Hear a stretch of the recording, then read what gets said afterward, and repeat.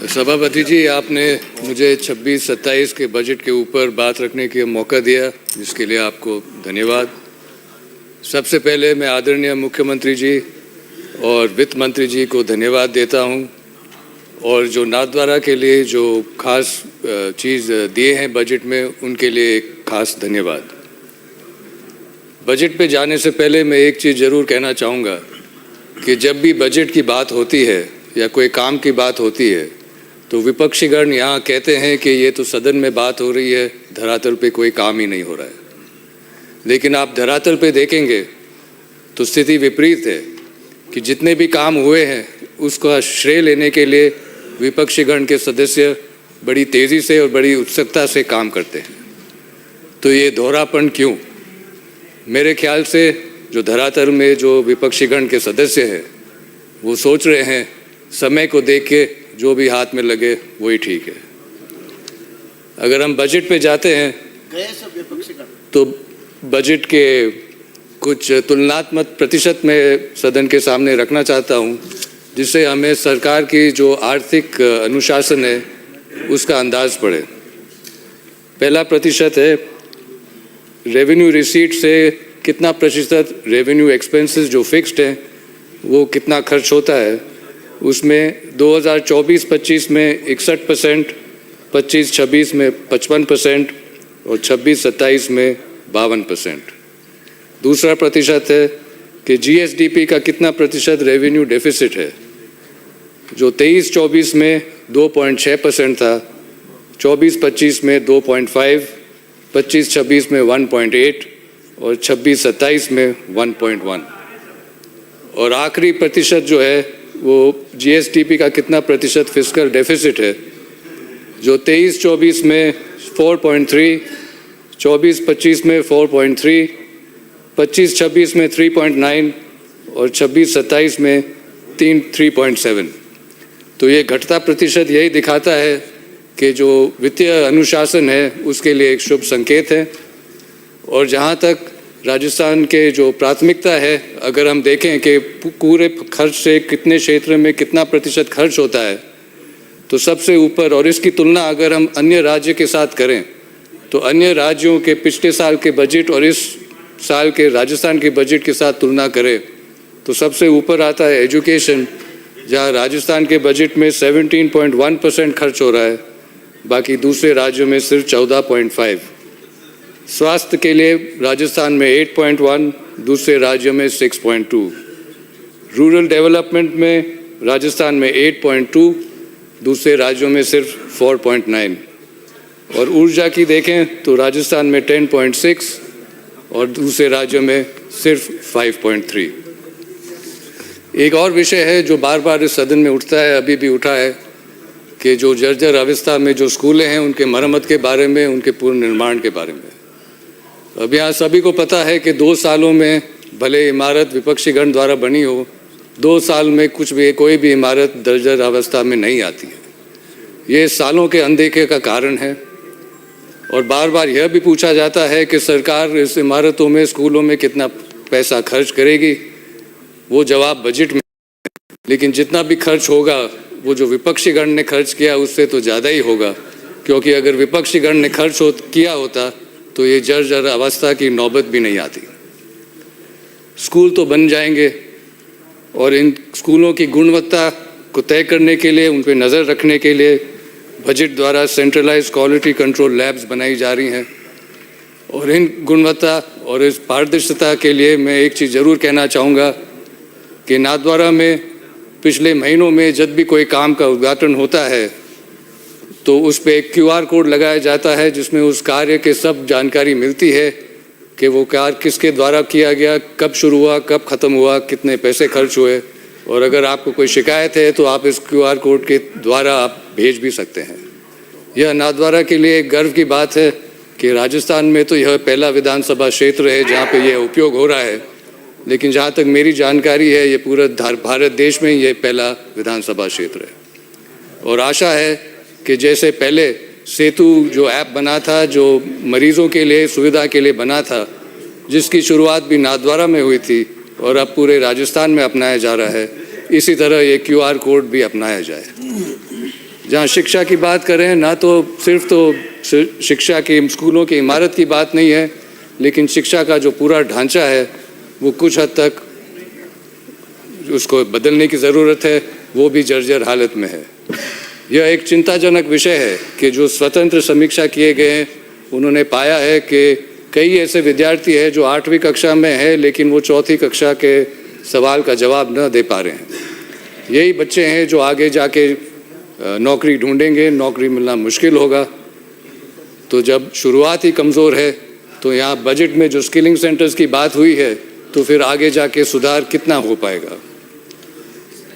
जब ये शिक्षा का ढांचा बना तब तो परिस्थिति अलग थी, शायद ये काफ़ी था, लेकिन अब ये काफ़ी नहीं है। और बदलती परिस्थितियों को देख के जो बजट में चौथा स्तंभ है, मानव संसाधन और सशक्तिकरण, उसके द्वारा जो लिखा गया है कि 6ठी से 8वीं क्लासों में स्मार्ट लर्निंग इकोसिस्टम्स लाए जाएंगे और पर्सनलाइज्ड लर्निंग लैब्स भी लाए जाएंगे। एक और सुधार की ज़रूरत है कि जितने अध्यापक हैं उनके ऊपर जो काम का जो जोर है, जो भार है, उसको भी देखने की ज़रूरत है। और जहाँ तक आधुनिकता की बात है, मुझे एक और बात कहनी है कि नाथद्वारा में करीब 40 स्कूल हैं जहाँ पे एक गणित प्रयोगशाला शुरू की गई है जो बनाई है IIT जोधपुर ने, और उससे जो है गणित अनुभव से सिखाया जाता है, जो एक बेहतर रास्ता है।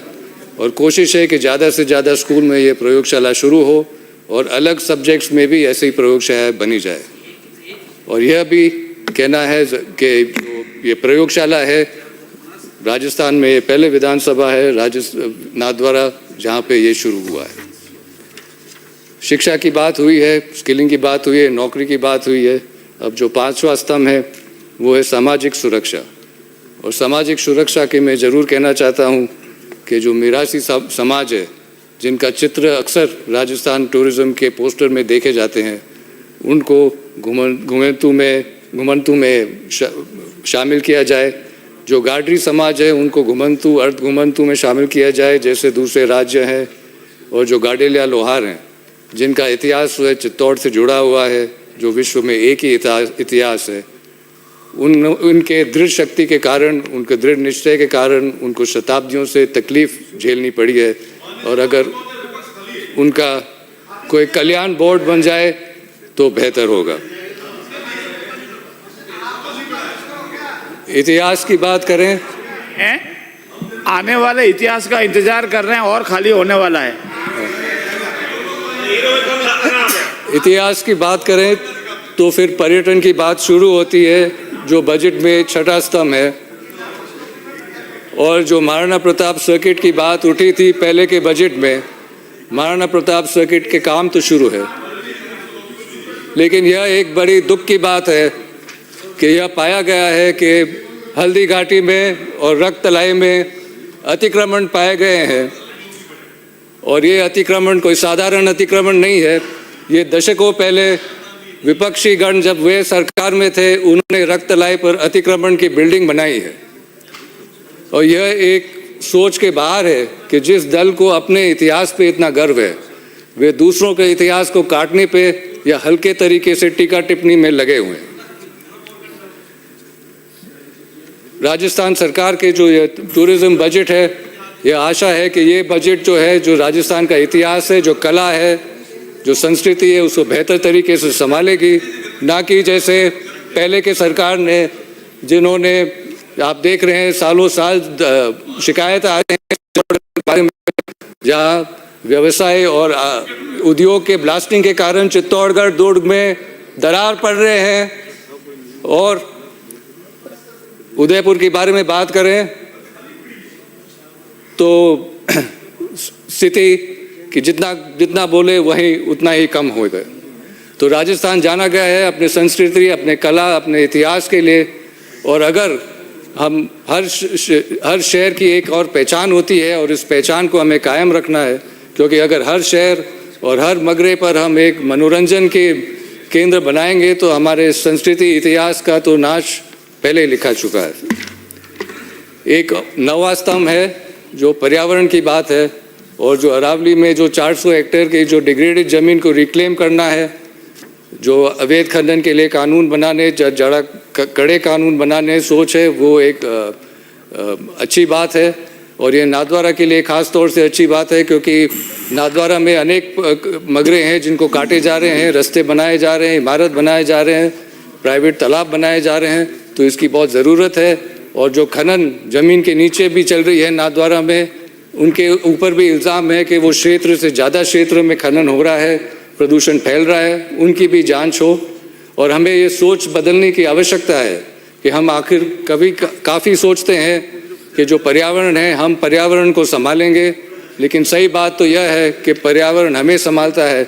और जब तक ये सोच नहीं बदलेगी तब तक कानून में त्रुटि छोड़ने वाले और इन त्रुटि को फ़ायदा उठाने वाले वो मिलते रहेंगे। आखिरी पॉइंट है जो कृषि के बारे में, कृषि कल्याण के बारे में, जहाँ कृषि कल्याण के लिए जो सिंचाई के कार्य हैं उनमें 78 कार्य हैं और मेरी आग्रह है कि इसमें नाथद्वारा भी जोड़ा जाए क्योंकि पहले जो काम किए हैं बिना पूरी सोच समझ के किए गए हैं, तो पानी तो है नाथद्वारा में लेकिन काश्तकार को पहुंचते नहीं है। तो मैं अंत में आदरणीय मुख्यमंत्री जी और वित्त मंत्री जी को वापस धन्यवाद देता हूँ और हमें सब साथ मिल के इन 10 स्तंभ जो है उनको मजबूती के साथ विकसित राजस्थान के तरफ ले जाना है। और आशा है कि जो विपक्षी गण है वो भी साथ देंगे, न कि इन 10 स्तंभों को जर्जर अवस्था में बनाने की योजना में लगे रहें। आप सभी अनिल को कुमार कटारा। धन्यवाद सभापति महोदय। हर साल बजट आता है, राजस्थान